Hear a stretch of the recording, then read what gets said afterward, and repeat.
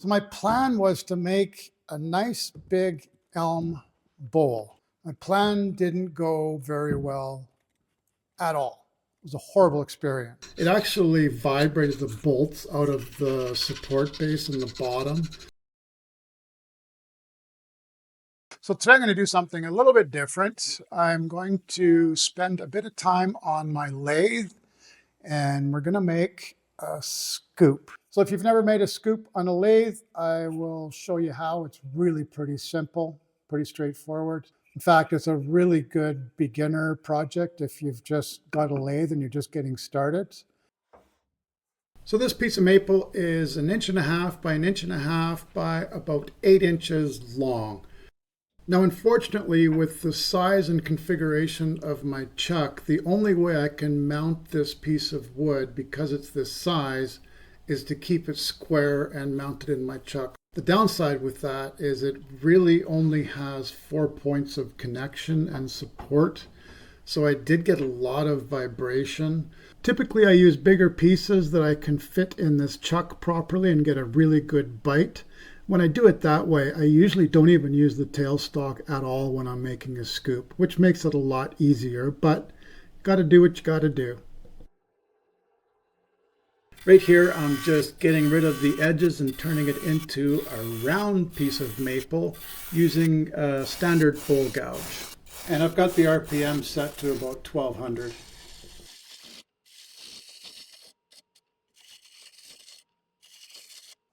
Now, I don't have one of those drill attachments on my tailstock, but this works just as well in a pinch. So I'm starting by drilling a 1/2 inch pilot hole.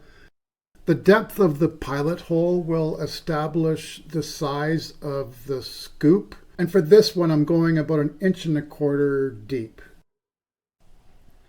So I've found that the best way to core out a scoop is with a square carbide chisel, which is what I'm using here. And the process is simply following the pilot hole and making plunge cuts, taking about 1/16 or 1/8 of an inch at a time. And that will vary depending on how much vibration or how hard the wood is. But I found that square carbide chisel works best for this. Bowl gouge is difficult to get in small areas like this, whereas the square carbide, you're just doing plunge cuts, so it's pretty straightforward. So for all of the sanding, I started at 100 grit, then from there went up to 150, followed by 220, and then finally 320 grit is the highest that I went to.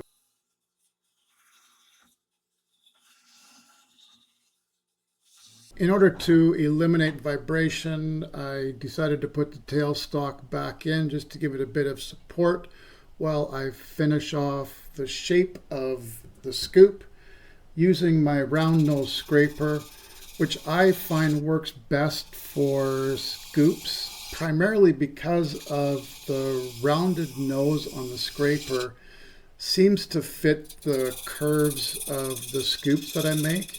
And in addition to that, I think the scraper just gives a nice clean cut that reduces the sanding requirements.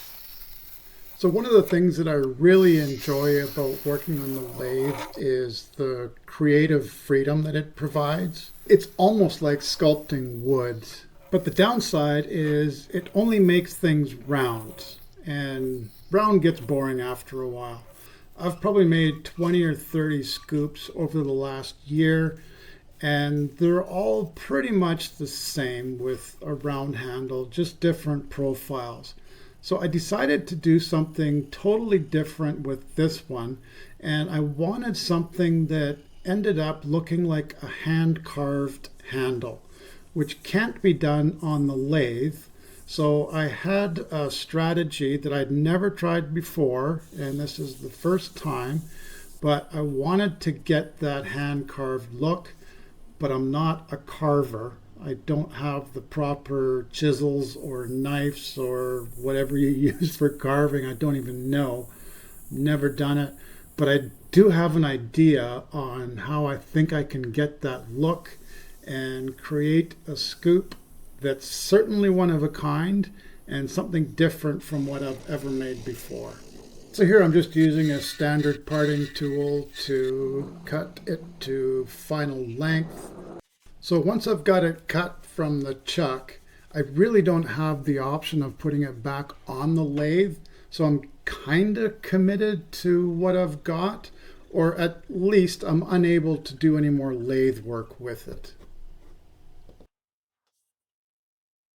Now this is always my favorite part, which is cutting the top of it off on the bandsaw. And this is really what turns it into an actual scoop. So my strategy is to use my belt sander as more of a shaper than anything. And basically just continue sanding it and shaping it until it had the look that I was looking for. And again, I was looking for that hand-carved look, so I didn't want it to be perfectly balanced on each side. I wanted almost built-in flaws a little bit. I wanted some high spots and some flat spots. And if you've ever tried that before on a sander, it can be difficult and certainly takes a lot of patience. Now, fortunately, I'm doing this as a hobby and not for profit. It took me about 45 minutes to get this sanded down to the state that I was looking for. So if I was doing this for profit, I'd have to sell this scoop for about 200 bucks. And that's obviously never going to happen. In fact, I find it difficult to sell these for $15 or $20. So if there's anyone out there that wants a $200 scoop, I would probably take $200 for it. So just leave a comment if you're interested. Usually I hate sanding, but I looked at this in a completely different light and again looked at it as a shaping tool, not so much a sanding tool. And as I got into it, this is the part that I actually ended up enjoying the most. Partly because I just had total creative flexibility and freedom, could do whatever I wanted, and just kept shaping until it started to resemble something that I was looking for. And in the end, I think it actually turned out to be really cool and is one of my favorite scoops that I've made. So I'm hoping no one wants to buy it for 200 bucks. But again, if you do, leave a comment and I will begrudgingly let it go for I'd even maybe do it for 195. So leave a comment if you're interested. So to be honest with you, when the day started, I had no intentions of making a scoop at all. In fact, I was planning on making a nice big Elm Bowl. If you want to hear the details on why that went sideways and what happened, I will tell that story at the end of this video.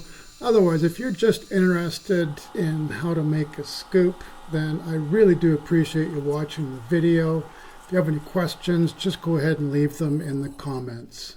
So this is a quick peek on the finished product and what it looked like before I put the oil on it.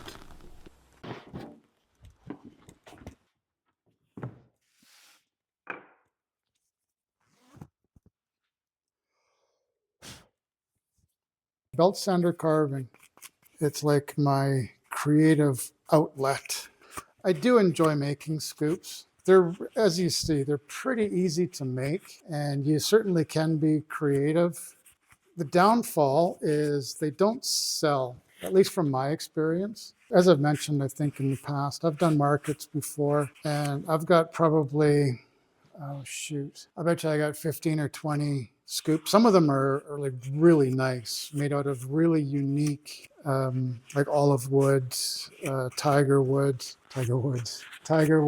bloodwood, walnuts, obviously, and a lot out of maple. But I thought that they would be really popular because I think they just look cool. But for whatever reason, people like what they like or need what they need, and I guess scoops isn't one of them. Sanded my knuckle a little bit by mistake, just my own stupidity. As soon as I started, I knew that I was not going to get out of this without at least hitting it once. And I hit it once. Just another scrape. And really, to me, the lathe is my therapy. I really enjoy turning things on the lathe. And as I say, making scoops is one of the things that I really do enjoy making. I think this one turned out kind of cool. It definitely has that handmade look. It doesn't look sanded, it looks carved. I'll bring it up close so you guys can have a better look.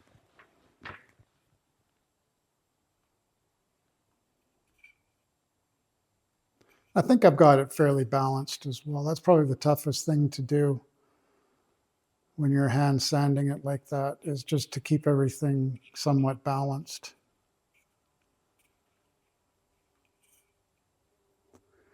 A $200 maple scoop. Let me know in the comments if you would like to see more turning projects. The scoop is probably as easy as they get. And as I say, I really enjoy doing it. So if I get enough comments and people want some wood turning videos, I can certainly do that. I can make more scoops, I can make bowls, I can make mallets like this. So my plan was to make a nice big elm bowl. My plan didn't go very well at all. It was a horrible experience. And the main reason why is this is just too big for my lathe. I bet you, I mean, this probably weighs, oh, it's got to be 20 pounds or more. Very heavy. And my lathe just isn't that big. So I managed to get this done, which took me about an hour. It was a horrible experience. Not only is this too heavy for my lathe, I mean, it was shaking and rattling. I just couldn't get it balanced. And I don't know if it's wet on one side or if it just is like an oblong shape and wanted to stay an oblong shape. I don't know. So here I'm using a small bowl gouge. And if you look at the RPMs, you can see that as soon as I touch the piece of wood, the RPMs drop from about 1,000 down to below 600. So clearly my lathe isn't big enough for this size of material. And you can still see it's not balanced at all.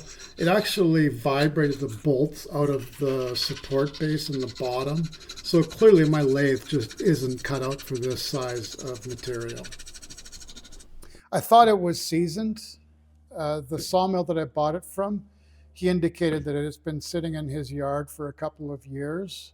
I don't know if it was covered up. Well, it mustn't have been because I think it's pretty wet and it's really cracked. Like it didn't have a single crack in it yesterday.